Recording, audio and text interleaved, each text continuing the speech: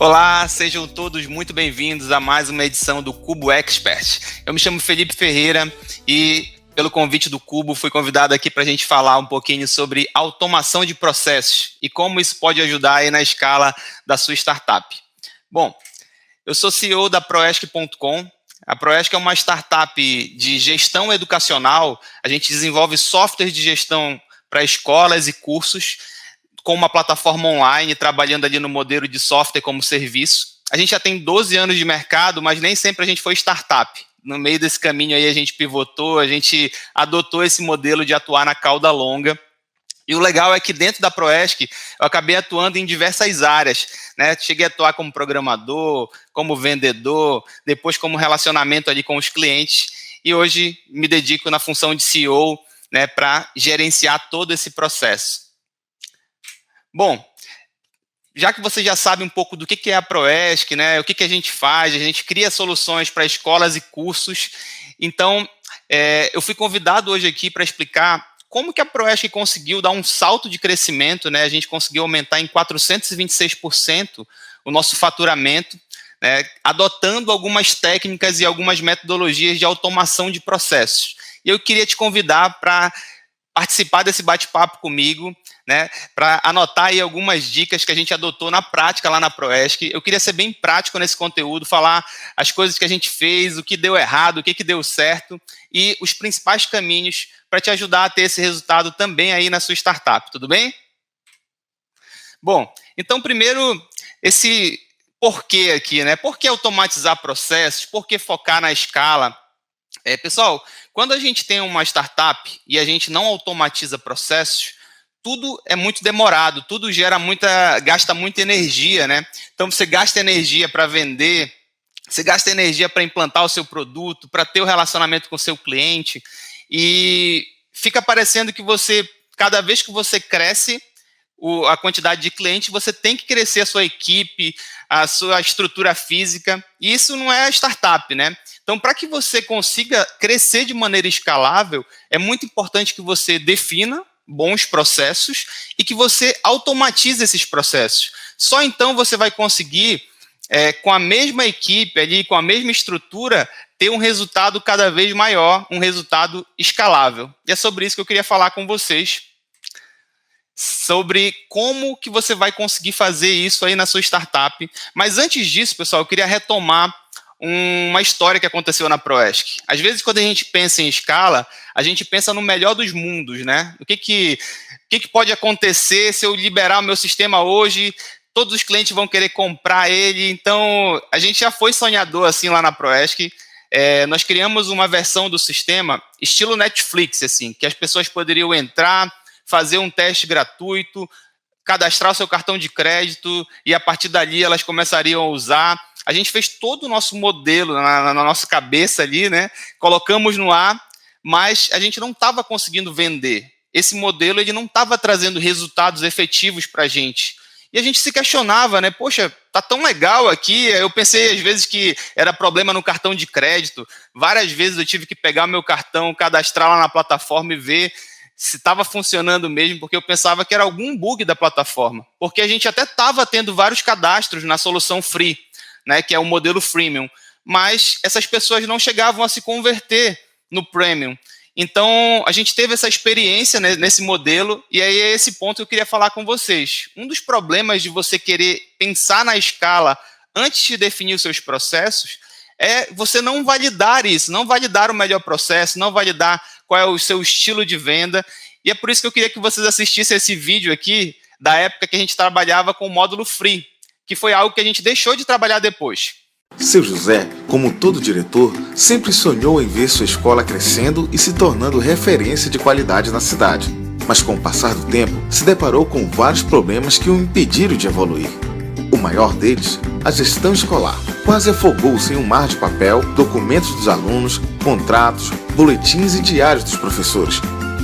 Chegou até a instalar um software de gestão no seu computador, mas com o tempo, percebeu que teria mais problemas do que solução. O computador poderia queimar, pegar vírus e todos os dados seriam perdidos em um piscar de olhos. Para solucionar esse problema, teria que fazer um grande investimento em infraestrutura, contratar um técnico em informática e pagar a licença de uso de um software de gestão. Mas isso não é barato e a sua escola não teria condições.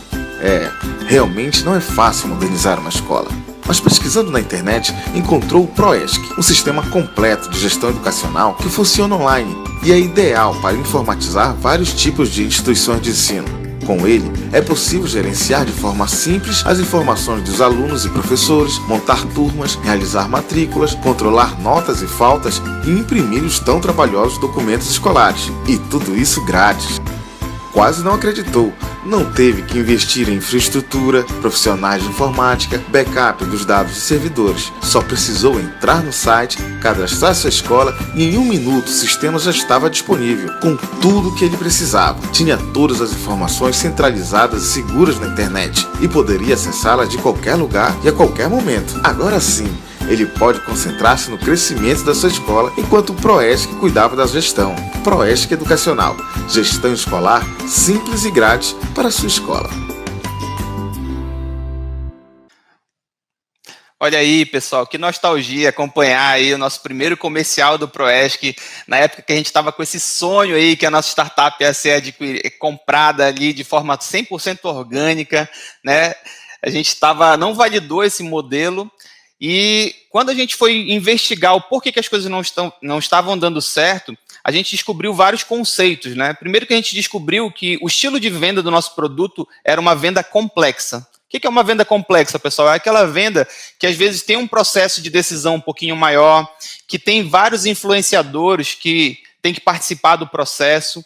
E esse estilo de venda, pessoal, dificilmente você vai ter uma compra 100% orgânica. Você vai ter que colocar ali uma energia, né, no relacionamento com esse cliente para convencer ele a comprar de você. Então, nem preciso dizer que a gente teve que reformular todo esse modelo para garantir esse crescimento escalável da ProESC. E é isso que eu queria compartilhar com vocês, do que deu certo para a gente nessa trajetória, nessa subida aí dessa escada. Eu queria ser bem prático com isso.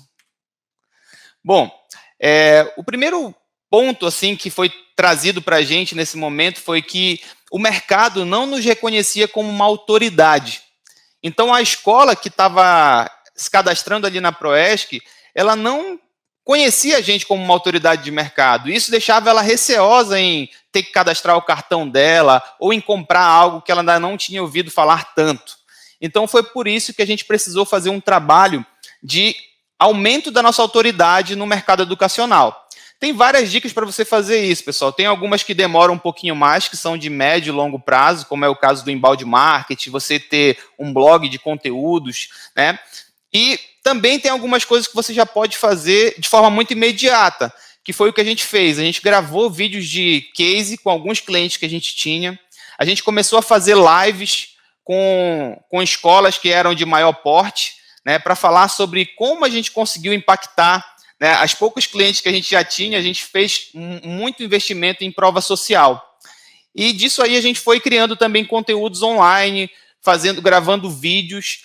E com o passar do tempo, as escolas já chegavam até a nossa página por um vídeo nosso. E isso muda completamente, pessoal, o jogo. Porque aquela escola, você já não é um desconhecido para ela, aquele cliente, né? Quando ele interage com o seu conteúdo de alguma forma, ele já te reconhece como uma autoridade, ele tem um gatilho mental ali de reciprocidade com você. Então, isso ajudou muito a gente. A ProESC, ao contrário da maioria das empresas, ela estruturou primeiro o seu inbound marketing, seu canal de vendas via conteúdos de marketing, para depois focar na prospecção ativa, num marketing mais agressivo e tradicional da gente ir atrás dos clientes, tá? Então, essa foi a nossa trajetória. A gente gastou uma energia estruturando isso, e isso foi muito importante para a gente. O segundo ponto, pessoal, que eu posso falar assim, que ajudou muito na nossa escala, foi a criação desse conceito de vendarketing. O que significa isso? Se você for fazer alguns bench com algumas startups, algumas reuniões aí para ver o que acontece, tem muitos casos que dentro da própria startup existe ali uma briga no setor comercial. O marketing tendo que gerar oportunidades, a pré-venda tendo que qualificar, e só consegue atingir o seu resultado se o setor anterior tiver bons números. Na maioria das vezes, nas startups, esses setores eles estão ali cada um olhando para a sua atividade, para o seu resultado, e não se conversam tanto. Então, lá na Proesc, a gente criou muito forte esse setor chamado Vendarketing. Para a gente, é uma coisa só, é o conceito que você vai ter ali o marketing gerando oportunidades e todo o tempo um feedback diário ali com o setor de qualificação dessas oportunidades para dizer como é que está a qualidade dos leads que estão caindo, se está caindo alguma pessoa que está fora do nosso perfil. E aí a gente vai conseguir fazer justamente esse funil acontecer, né? Você ter visitantes, deles se transformarem em leads, de serem leads qualificados pelo marketing, depois leads qualificados para a venda, onde a gente tem ali a entrada do pré-vendedor, né, do LDR, do SDR, e só então são geradas as oportunidades para que a gente feche essa venda. Então, a gente estruturou todo esse funil para que essa oportunidade chegasse quente no momento de compra ideal lá com o nosso vendedor. Pessoal, por que a gente faz isso? Por que a gente define esse tipo de processo quando você tem uma venda complexa e você quer escalar a sua solução? Imagina aí que você tem um vendedor que é top, o cara conhece todo o seu sistema, ele entende sobre processos de venda, sobre metodologia spin selling aí para convencer o cliente, sobre gatilhos mentais. Imagina se você coloca esse vendedor para falar com centenas de clientes por dia para ver se eles estão interessados em comprar o seu produto ou não. Você pode até fechar algumas vendas, mas esse vendedor ele vai escutar muito não. Ele vai falar com muitas pessoas que estão fora do momento de compra. E todo esse conceito aqui do Vendarketing, ele funciona para que vários setores atuem em qualificação, em enriquecimento das informações desse lead e que sejam repassados para o teu vendedor, que é um cara geralmente num perfil um pouco mais sênior lá na tua empresa, que ele receba pessoas que estão no momento certo de compra. Então isso é muito importante porque você otimiza o tempo dessa pessoa e aí a sua taxa de conversão vai aumentar muito se você fizer isso. E como gerar essas oportunidades comerciais, né? As pessoas perguntam, Felipe, mas como que a Proesc consegue gerar tantos leads? Como que ela consegue alimentar a agenda dos vendedores, né, mesmo com um time enxuto? Então, pessoal, eu quero compartilhar algumas estratégias, alguns hacks que a gente implantou lá na Proesc, que vocês podem implantar aí também.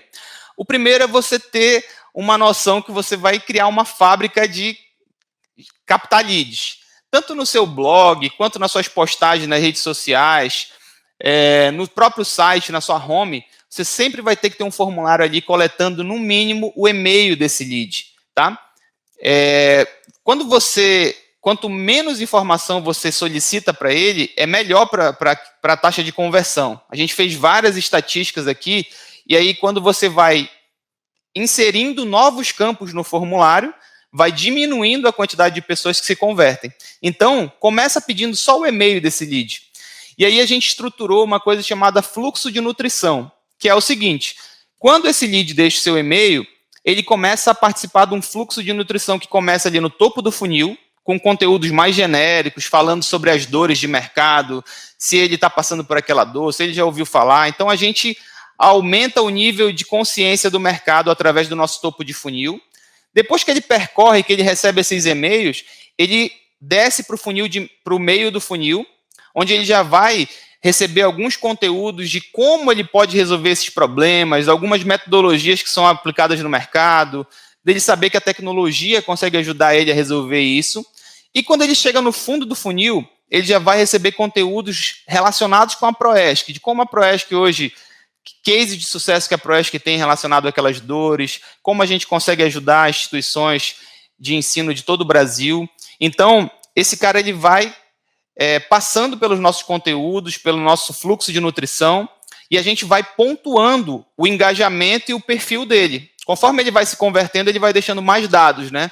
Então, a gente pega ali se a escola é particular, qual é o cargo da pessoa, e tem alguns dados mínimos que geram o perfil desse cliente, para dizer se ele é um perfil A, se ele está no momento de compra. Então, pessoal, essa é uma estratégia muito legal para você utilizar aí. Você coleta o e-mail das pessoas, cria os seus fluxos de nutrição com conteúdos que façam a pessoa ir se engajando cada vez mais, e depois esse lead, naturalmente, ele vai levantar a mão para pedir para falar com você, ou você pode entrar em contato com as pessoas que abriram seus e-mails, que consumiram seus conteúdos, porque porque ele já vai saber muito sobre a sua empresa, tá? Então essa foi uma estratégia que deu muito certo para a gente, além da questão das listas qualificadas, de programas de indicação. Tem um ponto também, pessoal, nessa época, que a gente ia em alguns sites que falavam, por exemplo, quais são os melhores sistemas de gestão do mercado. Então, a gente entrou em contato com esses sites para que o Proesc estivesse nessa lista.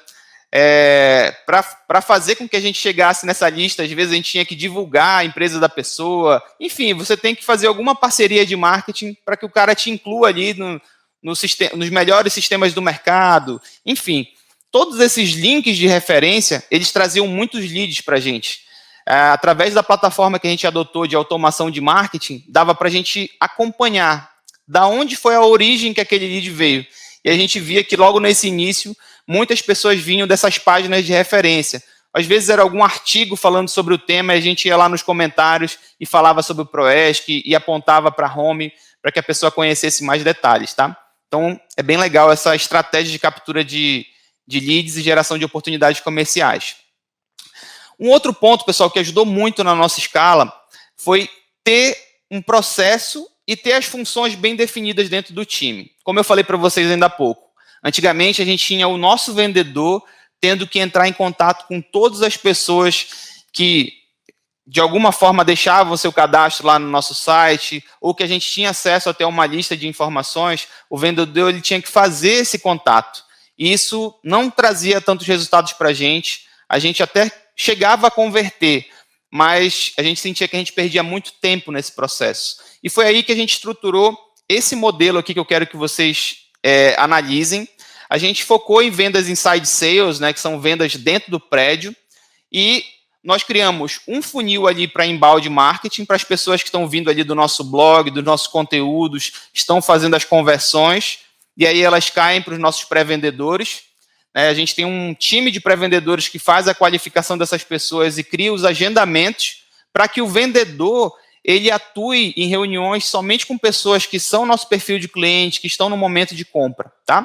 E aí depois a gente estruturou esse mesmo funil para o outbound, né, que é um estilo de prospecção mais ativa, onde a gente tem acesso a listas ali com o nosso LDR, com uma pessoa que ela consegue listas, por exemplo, das escolas de algum sindicato, de alguma associação, e ela vai enriquecendo essas listas com informação, e depois o BDR, que é como se fosse um pré-vendedor, mas que entra em contato com um lead que ainda não te conhece, né? Ele está ali falando com pessoas, e geralmente você tem que ter uma argumentação, um rapport muito grande para você falar algo que a pessoa ache familiar. Então, assim, você é de tal estado, olha, a gente já está implantando o sistema aí numa escola do seu estado, ela indicou você para um programa nosso de indicações. Então, essa prospecção ativa ela é um pouquinho mais complicada, porque a pessoa não te conhece, mas, em compensação,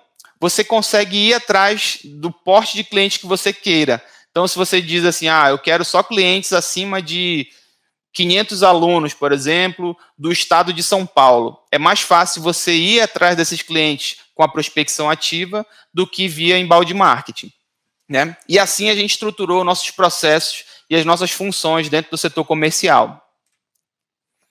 Outro ponto, pessoal, depois que você cria esses processos e que você automatiza, é que você vai pensar em ferramentas, tá? Na verdade, a ferramenta vai te ajudar a automatizar isso. Por que eu estou falando isso? Porque é muito comum a gente ver empresas querendo se encher de ferramenta antes de você definir um processo, antes de você ter a sua equipe ali cumprindo uma série de passos para chegar num determinado resultado. Então, isso é um pouco prejudicial, porque, às vezes, o seu time ele tem ali dezenas de ferramentas, mas ele não tem a cultura de fazer os procedimentos corretos na hora certa. Então, depois que você consegue definir esses processos, essas ferramentas aqui elas podem te ajudar a automatizar. Existem outras, né? Existem outras ferramentas de automação de marketing, de prospecção de clientes, CRM de vendas, mas essas são as ferramentas que a gente usa hoje lá na Proesc, né? A gente usa a RD Station para automação do marketing, o Spotter da Exact Sales para pré-venda e o Pipedrive como CRM. E a gente começou a fazer a nossa assinatura de contratos também de forma digital, para tornar isso cada vez mais célere. e a gente usa ClickSign como ferramenta de assinatura de contratos. Como marketing, a gente tem várias ferramentas, né? Facebook Ads, Google Ads, investimentos em outros canais, tem o LinkedIn. Então, tem várias coisas que vão te ajudar a automatizar o teu processo. Mas a tua equipe ela já tem que estar ali estruturada, ela já tem que estar sabendo o que ela tem que fazer, independente de ter essa ferramenta ou não. Outro ponto que nos ajudou muito, isso daqui eu acho que foi a grande virada de chave, depois que a gente já tinha o nosso processo definido, depois que a gente já tinha as ferramentas para automatizar isso, a gente ainda passou ainda 1 mês, mais ou menos, 2 meses, com resultados que não eram previsíveis. A gente tinha um resultado bom, no outro mês a gente tinha um resultado meio ruim, e estava tudo bem, assim, mês que vem a gente tenta recuperar. E foi aí que o nosso analista de sucesso do cliente, lá de uma das consultorias que a gente implantou da área comercial, falou que a gente estava precisando focar em metas. Porque quando você define uma meta, todo o seu time ele começa a trabalhar por um resultado. E mais do que você trabalhar com metas, ele pediu para que a gente criasse metas trimestrais. Qual que é o grande benefício, pessoal, de você ter uma meta trimestral? É que quando você tem um mês ruim, não necessariamente acabou o teu objetivo daquele mês. Você sabe qual é a tua meta do trimestre, então você sabe que você vai ter que compensar aquele mês ruim nos próximos meses para que você, ao final daquele trimestre, atinja, né, aquela meta definida. Nesse momento, tem uma informação que ela é muito importante para que a sua meta não seja ali um mero chute, que é a questão da taxa de conversão. Em todos os setores, seja no marketing, na pré-venda, na venda, no seu pós-venda, que eu vou falar um pouquinho depois sobre alguns desafios que a gente teve, em todos eles você vai conseguir mensurar taxas de conversão. Felipe, mas me explica melhor o que é isso. Vamos lá. Vamos supor que o marketing repasse 100 oportunidades para o time de pré-venda e dessas 100 oportunidades, eles consigam agendar 40 reuniões. Então, a taxa de conversão de oportunidade para as reuniões agendadas é de 40%. Então, a partir do momento que você vai mapeando essas taxas, desde lá do visitante para leads, de leads para leads qualificados, de leads qualificados para oportunidade, todos esses itens, eles possuem uma taxa de conversão. E a partir do momento que você domina isso, fica muito mais fácil você definir a sua meta. Por quê? Você vai dizer assim, então eu quero ter 80 reuniões, eu sei que a cada 100 oportunidades eu tenho 40 reuniões. Então, para eu ter 80, eu tenho que ter o dobro de oportunidade. Então, essas taxas de conversão elas nos ajudaram muito a definir essas metas e saber o caminho que a gente tinha que trilhar. E como eu falei para vocês, logo que a gente definiu essa meta de 1 mês, a gente começou a escalar isso para uma meta trimestral, né? Depois a gente colocou isso dentro de 1 ano, né? Colocou da meta anual, divide as metas trimestrais, depois as metas mensais. E o final disso, pessoal, depois que você já tem essa cultura de metas muito bem estabelecida dentro do seu time, você já começa a acompanhar os seus resultados de forma semanal. É claro que isso é uma construção, é uma criação de cultura, não é do dia para a noite que você define todas essas metas e que seu time passa a trabalhar nesse formato. Mas, volto a dizer, é importante você criar essa cultura de trabalhar com metas. Porque lá na Proesc, o time passou a se cobrar, falar, olha, a gente tem que bater a meta, a gente teve um mês ruim, mês que vem a gente tem que compensar. Então, é muito importante que o CEO e a gestão da empresa, ela crie essa cultura em todos os setores. E aí eu vou dar algumas dicas do que a gente fez lá na Proesc para fazer isso. A gente teve várias reuniões periódicas de acompanhamento, né? Lá na Proesc a gente conta até uma história da pessoa que amola o seu machado antes de cortar as árvores, né? Porque se você não fizer isso, você faz muita coisa sem alinhamento e o seu time fica um pouco perdido. Então, lá na Proesc, a gente prefere pecar até pelo excesso de alinhamento do que pela falta. Então, a gente trabalha, por exemplo, com métodos ágeis. Nós trabalhamos com o Scrum, que faz o planejamento a cada 15 dias. A gente trabalha com o OKR para definir o nosso planejamento trimestral. Dentro do setor de vendas, eles possuem várias reuniões, né? Reunião de forecast, uma coisa que a gente não fazia tanto antes, que é definir um dia só para os vendedores atuarem com follow-up das oportunidades, né? Tá, acompanhamento dessas oportunidades, como é que está cada um, enviar essa proposta e ligar para o cliente de novo. Então, essas reuniões, elas fizeram a gente evoluir para um nível de gestão muito maior. E eu estou compartilhando aqui com vocês, aqui nesse QR Code, vocês podem apontar essa planilha, que é a planilha que a gente começou a registrar os nossos resultados semanais.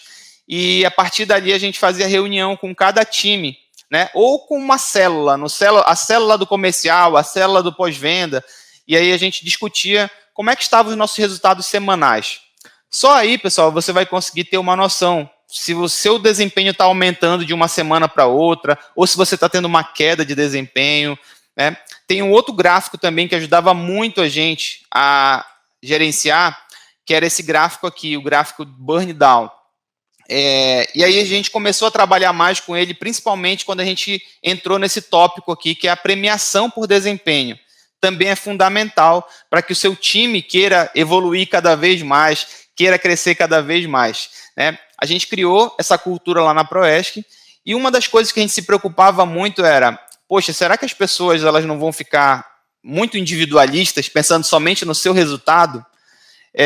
A gente não quer perder esse sentimento aqui de time, das pessoas se ajudando, e foi por isso que a gente pensou numa metodologia de premiação que ela valoriza tanto o lado individual quanto o lado coletivo. Como que é essa metodologia? A gente define uma meta, cada setor vai ter sua meta. Vamos lá. O setor da pré-venda vai ter meta de agendamento. O setor da venda vai ter meta de vendas realizadas e faturamento. E aí, a gente define um valor, que é a nossa meta desejada. Acima desse valor, a gente define uma outra meta, que é a nossa super meta. E abaixo dele também uma meta, que é a meta mínima. Tá? Então, o time sabe ali que a gente tem 3 metas a serem atingidas. E a cada meta que a gente vai atingindo dessa, se a gente passa da meta mínima para a meta desejada, ou se a gente supera a super meta, o percentual que as pessoas recebem em relação à sua venda, por exemplo, ele aumenta. Então, o que isso gera nas pessoas? Gera que ela sabe que ela vai ter que fazer um bom trabalho para que o seu resultado individual seja reconhecido, só que o percentual em cima do resultado dele vai aumentar se todo o time estiver bem. Ou seja, se todo o time bater a super meta, o percentual que eu vou receber em cima das minhas vendas vai ser maior. Então, isso ajudou muito o time, uma pessoa ajudar a outra, a estar preocupada se a outra estava com alguma dificuldade, se queria alguma ajuda. Foi bem legal essa estruturação. E esse gráfico aqui, pessoal, é muito legal. A gente desenhava ele até num quadro lá na Proesc. Você divide ele aqui por semanas, né? E você vai acompanhando. Você tem a linha da meta e você vai tendo a linha do seu resultado, se você está abaixo ou acima da meta.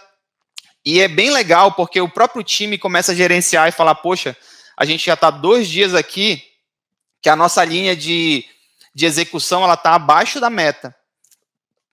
O próprio time passa a estudar quais ações eles podem fazer para contornar isso, para a gente voltar para o rumo da meta, para superar a super meta. Então, é uma gestão bem visual que ajuda sempre a você saber se você está abaixo da meta, acima da meta, e também visualizar tanto a super meta, a meta desejada e a meta mínima. Então, isso aí é uma coisa que ajudava a gente a criar essa cultura lá na Proesc. E eu queria falar um pouquinho com vocês também, um ponto que a partir do momento que você consegue fazer essa roda girar no seu setor comercial, consegue fazer esses processos darem resultados, você tem um problema bom para resolver, que são as nossas dores do crescimento, né? Você começa a vender e ter que implantar aquilo que você vendeu, né? Então, tem muita gente que, quando chega no pós-venda, passa por esse problema aqui. Eu estou vendendo mais do que a minha capacidade de implantação. E a gente passou isso lá na Proesc. Esse é o problema que todo mundo quer ter, né? Quer crescer a ponto de estar com dificuldade de entrega do seu produto ou serviço. Lembrando, pessoal, que independente do nível que você esteja como startup, você pode passar por uma situação como essa. Se você der um crescimento muito acelerado e você não estiver com seus processos e com a sua equipe preparada para absorver aquela demanda, você trava um pouco a tua esteira do pós-venda, tá? Então, já que a gente falou sobre esses passos para você conseguir essa escala, eu queria compartilhar com vocês alguns setores aqui da Proeste que a gente teve que também estruturar e automatizar processos para garantir que a gente fosse atender aquelas novas escolas que estavam entrando ali no novo processo comercial, que estava dando muito certo, tá? Eu espero que isso ajude também aí no seu setor de pós-venda. Bom, o primeiro passo, e eu acho que é um medo que as pessoas têm, que geralmente as startups têm, é você pensar que, agora eu estou tendo uma demanda muito alta. Será que essa demanda ela é sazonal? Será que eu sempre vou ter essa mesma quantidade de vendas? Porque se você aumenta o tamanho do seu time, se você investe em algo que vai te trazer uma despesa fixa mensal, você tem que garantir que aquela receita esteja entrando também de forma fixa mensalmente. Então, na maioria das vezes, quando você trata processos de implantação, você não tem a garantia de quantas vendas você vai ter a cada mês. Claro que você vai estruturando as suas metas para atingir isso. E um dos nossos receios era esse, será que se a gente montar um time maior, eu vou ter demanda mensalmente para alimentar esse time e para justificar ter essas pessoas na minha equipe? Então, para a gente contornar isso, a gente criou um programa de consultores terceirizados que ficariam responsáveis tanto pela nossa implantação quanto pela nossa migração de dados, que é uma das características aqui da nossa empresa, que você precisa migrar os dados de um sistema legado para dentro do Proesc. Por que a gente pensou nisso, pessoal? Primeiro que naquela época, a nossa implantação ela exigia muito do consultor. A gente fazia uma espécie de consultoria com a escola, onde a gente era responsável por vários itens da configuração, por vários treinamentos. A gente tinha um treinamento para cada cliente, porque a gente queria algo bem pessoal. Inclusive, naquela época, essa era uma dos nossos diferenciais de mercado.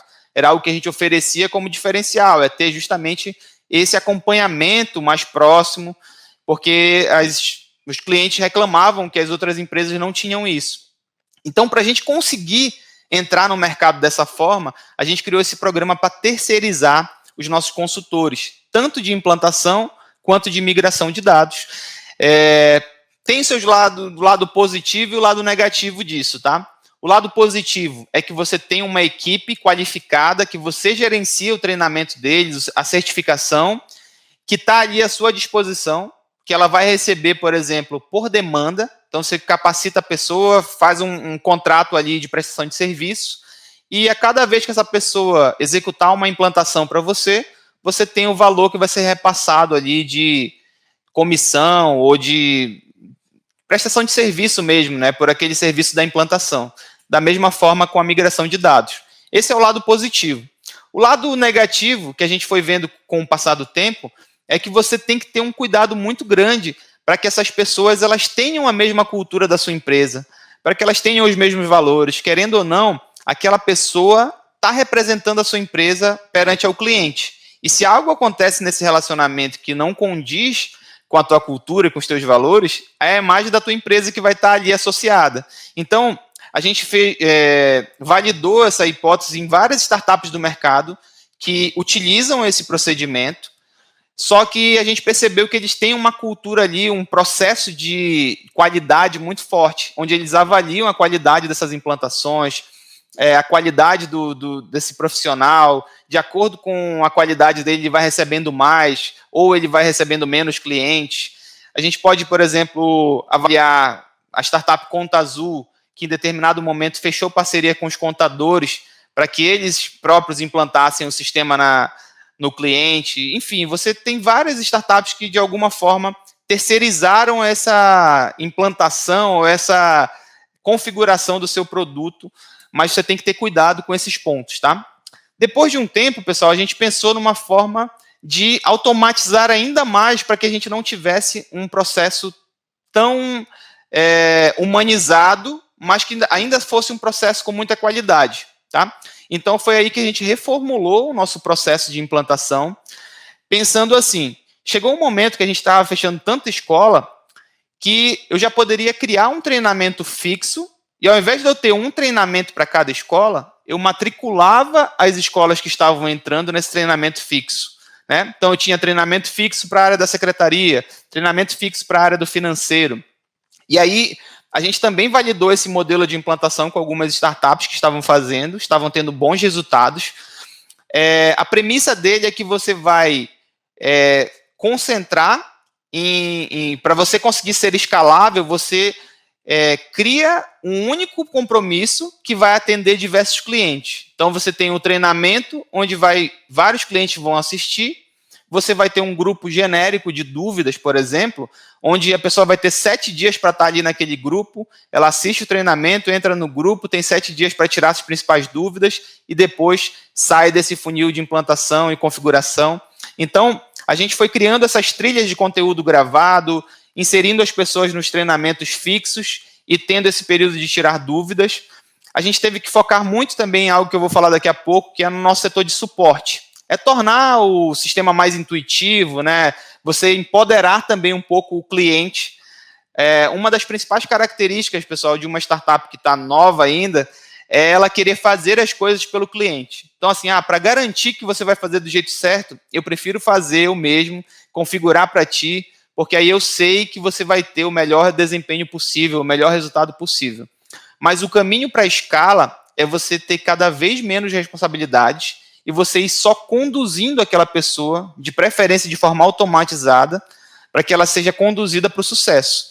Então, foi aí, por exemplo, que a gente adotou esse conceito de empoderamento do cliente, que é o cliente ficar responsável por fazer suas configurações, ele assistir o vídeo, ter as atividades para serem cumpridas por ele, e você já vai ter uma reunião só para fazer alinhamentos e tirar dúvidas. Mas não é mais a gente que está responsável por fazer isso, entendeu? Então, isso foi uma virada de chave que nos ajudou também nesse processo de pós-venda a suprir essa escala que a gente estava tendo, né?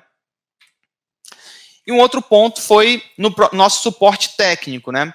O nosso suporte técnico também sofreu um pouquinho logo no início, porque estava entrando uma quantidade de clientes muito grande, às vezes a gente estava dobrando a base em pouquíssimo tempo, e o nosso suporte estava todo o tempo tendo que lidar com uma demanda cada vez maior.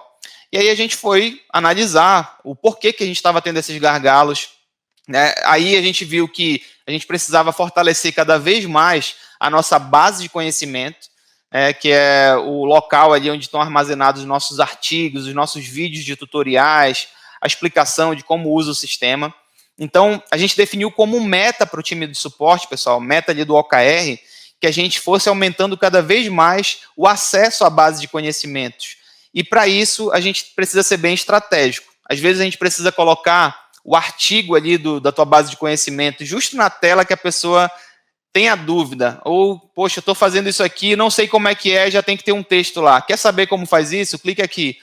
Então, você vai evitando que aquela pessoa demande um atendimento via chat ou via ticket, que vai te exigir uma pessoa ali para fazer essa interação, e você vai fazendo que o próprio cliente consiga achar aquela informação sem demandar o teu time.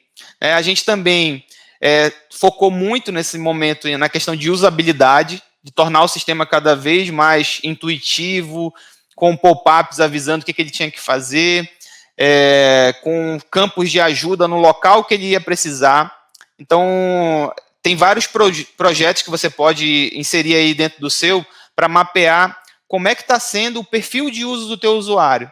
Então, a gente conseguia ver, por exemplo, ele está usando aqui o sistema e nesse momento aqui ele aciona o chat, porque ele está com dúvida nesse ponto. Aí a gente ia lá e refatorava para que ele não precisasse chamar a gente naquele ponto.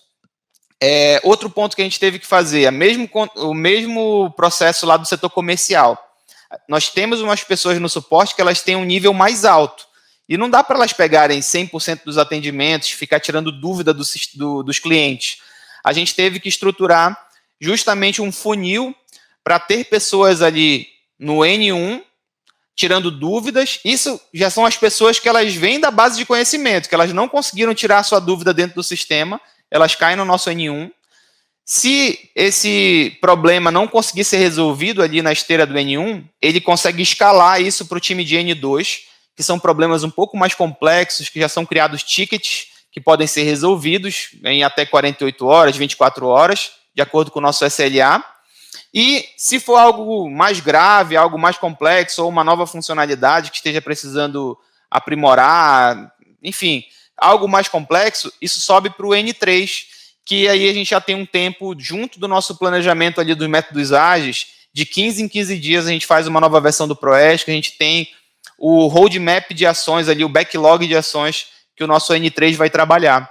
Então, sempre você tem que pensar assim, a maior parte da minha demanda tem que ser resolvida aqui no topo do funil pelo N1, boa parte disso, a parte que passar disso aqui tem que ser resolvida aqui no N2, e o mínimo possível demandando ali do N3. E a gente também, pessoal, para contornar, quando você cria essa startup que está atendendo muita gente, você começa a mapear vários procedimentos que o teu cliente está fazendo errado, ou que o próprio suporte conseguiria fazer, mas como ele é um procedimento técnico, tu ainda tem que ter algum programador ali dando uma atualizada direto no banco de dados, ou fazendo alguma automação desse tipo. E foi pensando nisso que a gente criou também uma aplicação interna nossa, para que o suporte ele conseguisse desempenhar algumas coisas mais técnicas. Ah, Felipe, como assim? Às vezes o cliente entrava lá e solicitava uma redefinição de senha que ele não estava conseguindo ir por dentro do sistema e fazer. A gente conseguia entrar nesse ambiente de manutenção e fazer isso por ele. Às vezes o cliente cadastrava 2 pessoas com o mesmo nome ali, estavam duplicadas. A gente criou dentro desse ambiente de manutenções para que o próprio suporte N1 conseguisse fazer essas unificações, sem que isso demandasse uma exclusão direto no banco de dados, enfim. E aí a gente vai empoderando esses setores para que o próprio setor consiga fazer isso. Depois isso se expandiu para o setor de implantação e sucesso do cliente, para que eles ali no relacionamento com o cliente, eles pudessem já solucionar algum problema que o cliente estivesse passando. E o último passo é você criar alguma dessas soluções para o teu próprio cliente, para empoderar ele também, para que ele consiga resolver algum problema que ele fez por falha de procedimento, por falha na forma com que ele usou o sistema. Tá bom? Então, pessoal, recapitulando aqui, a gente falou sobre a escala no setor comercial, sobre tudo que você tem que fazer ali na automação de processos, né, na estruturação dos setores, para gerar as oportunidades e transformar ela em vendas. E aqui no pós-venda, a gente falou sobre como ter uma implantação mais escalável, caso você tenha um software que é um pouquinho mais complexo de implantar, como é o caso do nosso. E também como você pensar no teu suporte para que ele consiga atender cada vez mais gente, mantendo a quantidade de pessoas, tá? Eu vou falar um pouquinho agora sobre as ferramentas que a gente usou para fazer isso. Eu volto a dizer, a ferramenta você já tem que pensar no momento que o teu time já está pensando dessa forma, estruturado o processo dessa forma. Aí você pode trazer uma ferramenta que ela vai automatizar esse processo que você já alinhou com o seu time. Então, dentro do pós-venda, a gente usa várias ferramentas aqui, né, de acompanhamento. A gente usa Trello para mensurar o que a gente tem que entregar no nosso métodos ágeis. A gente utiliza Zendesk como plataforma de tickets e atendimento de chat. A gente utilizou durante muito tempo a Asana como software de gestão de projetos, onde você vai acompanhar ali todos os projetos que tem de implantação, o playbook de execução de cada projeto desse e o cronograma. Depois de um tempo, a gente aperfeiçoou na nossa própria plataforma de CRM. A gente já tinha um produto de CRM que a gente vendia ele e a gente adaptou isso para a gente, para que a gente já registrasse ali o relacionamento com o nosso cliente. E porque quando a gente foi estruturar a nossa esteira de sucesso do cliente, de acompanhamento desse cliente, a gente percebeu que muitas informações que a gente precisava para melhorar ainda mais o relacionamento com esse cliente, elas estavam dentro do próprio sistema. Então, a gente criou esse ambiente, né, um ambiente de health score interno, que a gente consegue mensurar hoje. Quantos logins a pessoa já fez na plataforma? Faz tempo que ela não loga? Quantas matrículas ela já realizou? Como é que está a inadimplência dessa escola? Então, a gente vai pontuando a saúde desse cliente para que o nosso CS ele consiga priorizar as pessoas que ele vai entrar em contato. Então, se eu tenho uma pessoa que me contratou, que implantou o sistema, passou pela esteira de implantação, mas que está com baixo engajamento, ou que não está tendo o resultado que ele esperava quando ele contratou a gente, o nosso sucesso do cliente ele já vai acompanhando prioritariamente essas pessoas, né, para que a gente não tenha esse cliente ali chegando num nível de insatisfação a ponto de solicitar um churn, ou pensar em cancelar o nosso produto, né? Então, por conta disso, a gente passou a aprimorar o nosso próprio CRM para trazer esses dados e para ser utilizado pelo nosso setor de sucesso do cliente. E, além disso, a gente usa o WhatsApp ali em grupo de dúvidas coletivas. Então, a cada semana a gente pode abrir um grupo, colocar os clientes que estão naquela etapa, depois encerra aquele grupo. Enfim, tem várias coisas que você pode fazer aí para automatizar também os seus processos no setor do pós-venda. Pessoal, a gente está chegando aqui no fim desse conteúdo. Eu espero que vocês tenham gostado dessa experiência. Eu tentei ser bem prático aqui, falar sobre o que funcionou e o que não funcionou para a gente. E eu queria agradecer, assim, muito a equipe do Cubo pelo convite, dizer que é um orgulho estar aqui no Cubo Expert, compartilhando um pouquinho da nossa experiência aqui na Proesc. A gente já está nesse mercado há 12 anos, né? Mas como startup a gente está ali há uns 3 a 4 anos, implantando essas metodologias e colhendo esses resultados. Eu espero sinceramente que esses conteúdos te ajudem a ter esse resultado também aí na sua startup. E muito obrigado por ter acompanhado até aqui.